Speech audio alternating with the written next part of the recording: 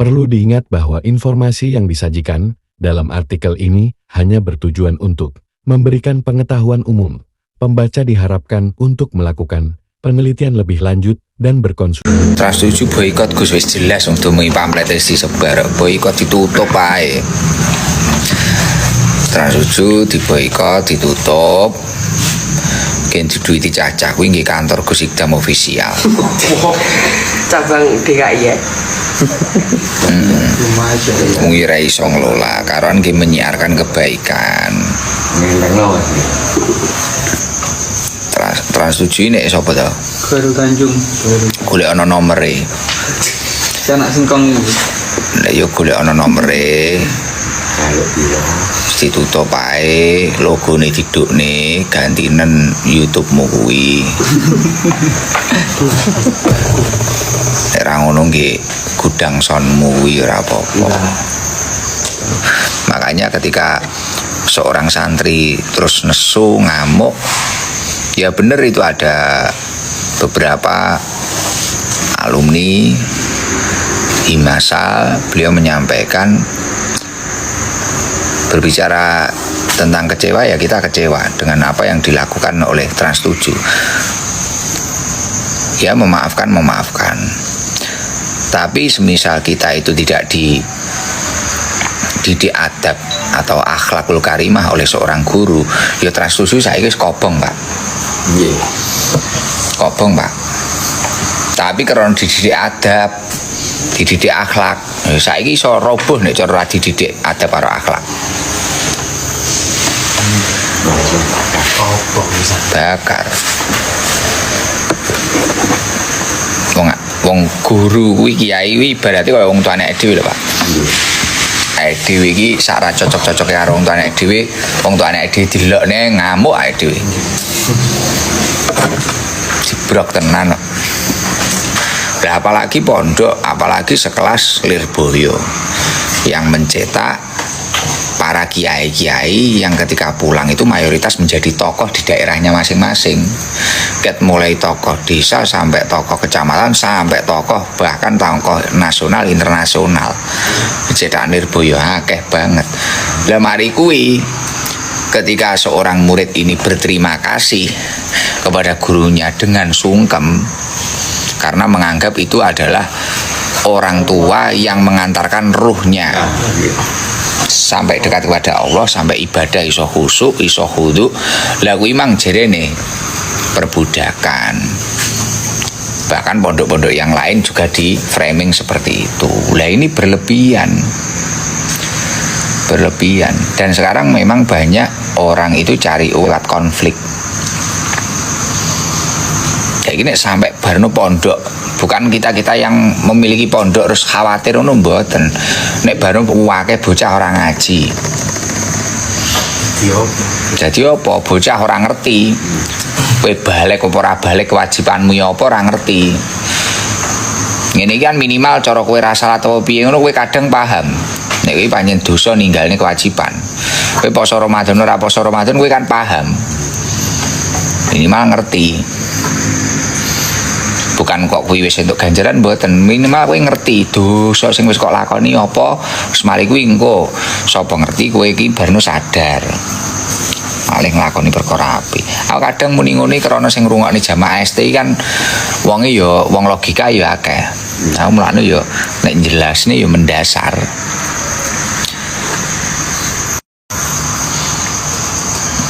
Tapi hikmah dari semua ini kudunya dhewe iki sadar. Makanya harus pintar-pintar mengonsumsi sosial media. Apa-apa kan saiki ngono, dibanding-bandingkan dan sebagainya.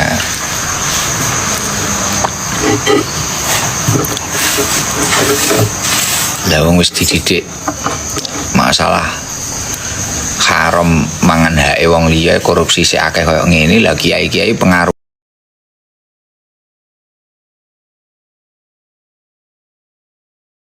Mulati kanu alihah, apa yang menjadikan umat Islam berpaling dari kiblat Baitul Maqdis. Kemudian mereka provokatif betul. Ini perlu diperjelas. Provokatif.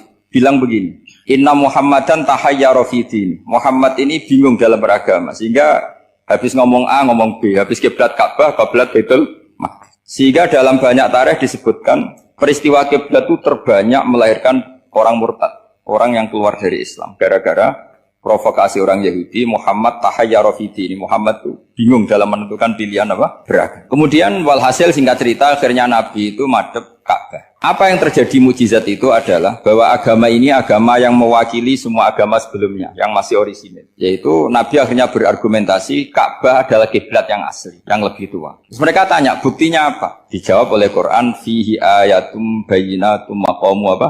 Ibrahim. Ka'bah bukti tertua adalah di situ ada makam Ibrahim. Makam itu jejak kaki. Ya kalau bahasa Indonesia makam itu kuburan. Kalau dalam bahasa Arab makam itu jejak apa? Jejak kaki. Sehingga diketahui oleh sejarah dibuktikan di situ ada jejak kaki siapa? Nabi Ibrahim. Sementara nisbatnya Baitul Maqdis itu adalah kepada Nabi Musa dan Nabi Harun. Yang ini adalah turunan dari Nabi siapa? Ibrahim. Hikmahnya apa? Begini, sebagai bukti bahwa Baitul Maqdis pernah menjadi poros Islam atau poros Tauhid, maka Nabi Muhammad pernah disuruh menghadap ke Baitul Maqdis.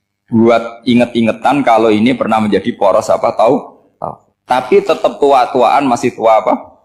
Nah, kenapa tua Ka'bah tadi? Karena Ibrahim adalah Abul Anbiya, bapak dari para. Dan di situ ada jejak kakinya. Fihi ayatum bayyinatum maqam. Bukti itu belum cukup. Dibuktikan lagi bahwa Ismail kecil itu hidupnya di Ka'bah. Kita tahu sa'i baina Safa wal Marwah adalah karena Siti Hajar sedang mencari apa? Jadi ada bukti sekian, bukti empirik bahwa Ibrahim itu kiblatnya itu Ka'bah, bukan Baitul. Sehingga ada kata-kata fihi ayatum bayyinatum maqamu.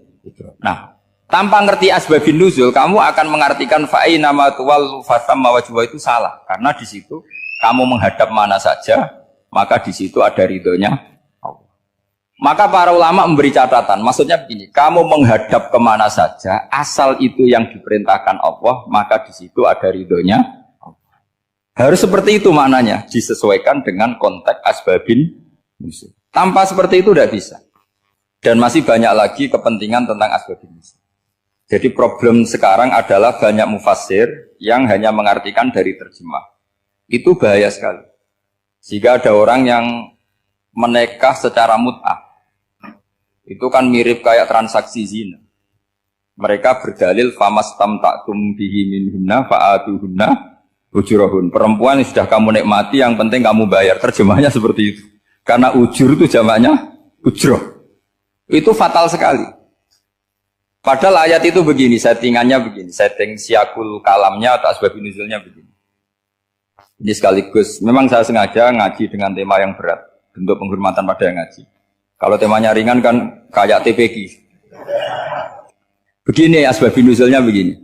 Wal muhsanatu minan nisa yang awal juz 5 itu, ya kita santai aja, yang awal juz 5 itu sebetulnya maktuf, diatafkan pada ayat hurrimat alaikum ummahatukum wa banatukum wa akhwatukum wa ammatukum wa kholatukum wa banatul akhi wa banatul ukhti. Jadi perempuan yang haram dinikah itu ada 7.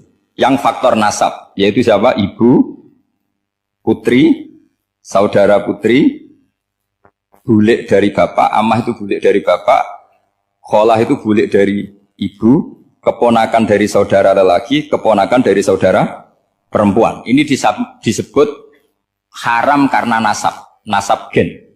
Kalau orang Jawa bilang hanya 4 karena ngitungnya bulik baik dari bapak maupun ibu. Kalau orang Jawa bilang kan bulik terus keponakan dihitung 1. Padahal ada keponakan dari saudara lelaki, ada keponakan dari saudara apa? Perempuan. Wabanatul akhi wabanatul ukhti. Terus kedua haram karena rodok. Kita tahu dalam hukum Islam rodok adalah sama dengan nasab. Jadi ibu yang pernah menyusui kamu berarti jadi ibu kamu. Dan saudara sepenyusuan berarti menjadi saudara kamu. Ini disebut wa ummahatukumul lati arda'nakum wa akhwatukum minar radha'. Terus ketiga haram karena musoharoh, karena besanan. Jadi pagi ini misalnya saya nikah dengan Sri, bilang qabil tu nikaha wa taswijaha bil mar'il madkur. Setelah nikah dengan Sri ini otomatis ibunya dia menjadi mertua. Otomatis haram saya apa? Nikah. Ini namanya haram karena musoharoh. Atau kamu punya anak Zaid. Zaid pagi ini akad dengan Sri. Berarti Sri adalah menantu Anda. Otomatis haram bagi Anda. Itu namanya haram karena musoharoh, karena bisanan. Itu yang disebut waroba haram-haram itu kan seterusnya itu wa ummahatu nisaikum. Ibu dari istri-istri kamu. Memang ini agak jelimet, tapi memang syaratnya mufassir harus biasa jelimet. Jangan hanya nyari partai ayat-ayat untuk kepentingan partai. Wah itu ngeri. Kacau Quran dipakai kampanye. Terus itu berarti sudah 3 kan? Haram karena nasab, karena rodok, haram karena musuh. Terus yang keempat ini haram yang bukan karena sebab pada seorang perempuan, tapi karena istri orang. Disebut wal muhsanatu minan nisa. Haram menikahi perempuan yang masih milik orang lain. Nah, orang lain yang menikahi ini istilahnya Allah adalah lelaki yang menikahi perempuan ini adalah lelaki sing muhsinina ghairu musafihin secara nikah yang sah. Nah, nikah yang sah itu begini dalam hukum fikih Islam. Saya nikah dengan Sri, kalau hanya akad, itu saya wajib bayar mahar hanya separuh. Jadi kalau saya janji bayar 1 miliar, berarti wajib bayar berapa? 500 juta. Kalau janjinya 100 juta, hanya bayar 50 juta. Itu yang wajib bil akdi. Nanti wajib sepenuhnya nunggu bil jima. Kalau sudah hubungan intim, baru wajib 100%. Jadi kalau ada di Jawa, nikah dengan seperangkat alat sholat, itu yang atasannya tok, itu wajib karena akad. Nanti bawahnya nunggu setelah hubungan intim. Ini hukum Quran, bukan hukum saya. Makanya kan wa in talaqtumuhunna min qabli an tamassuhunna, terus fanis huma faradtum, hanya wajib bayar setengah. Nah perempuan yang sudah diajak hubungan intim itu kata Allah fa'atuhunna ujurahun, maka wajib kamu bayar Jadi ayat itu tentang perempuan yang sudah dinikah, kita harus bayar berapa? Harus bayar penuh. Ini penting saya utarakan. Nah, problem kita sebagai orang Indonesia, ini juga problem Pak On, problem semua kiai. Mahar di Indonesia itu nggak bisa dibahas di Quran. Karena keterlaluan, kecilnya itu keterlaluan. Saya ini kan kiai, sering ngakatkan tuh sampai bosan, seperangkat alat sholat. Itu ngawur sekali, ini mbak-mbak harus nggak mau gitu. Saya provokasi minimal itu ya berapa? 100 juta berapa? Pantasnya berapa? Pantasnya berapa? 10 gram itu berapa nilainya? Kan 1 gram 500 ribu, baru 5. Ya sudah mendingan itu 10 gram. Quran itu bayangannya gini, sambil latihan, yang hafal-hafal biar latihan. Jangan dapat beasiswa karena hafal tapi nggak jelas juntrungannya. Quran itu bayangannya gini, ini nggak mungkin Quran ini bisa dibaca di Jawa. Wa in aradtum istibdala zawji makana zawji wa ataitum ihdahunna qintaran fala ta'khudhu minhu syai'a. Jika kamu nikah sama seorang perempuan, kemudian kamu cerai, maka mahar yang sudah kamu berikan jangan ambil lagi. Karena mahar di Arab itu mahal, 100 juta, kadang mobil Alphard, kadang GMC. Sehingga setelah menceraikan tuh kebayang menarik. Kok enak, dulu saya memberikan itu kan dapat servisnya, sekarang sudah saya cerai, saya tarik.